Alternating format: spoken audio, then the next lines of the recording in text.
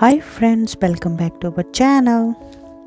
In this video, we are going to learn how to write uppercase letter Q.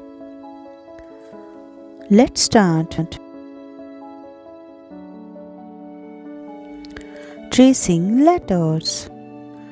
To write a capital Q, first draw a large oval circle starting from the top and curving to the left.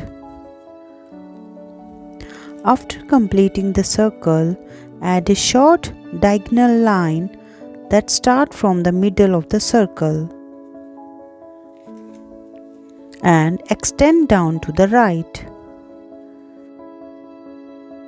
Let's practice. First, draw a large oval circle starting from the top and curving to the left.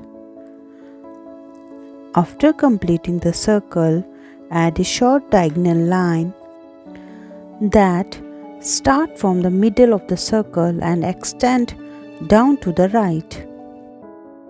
Let's trace capital Q.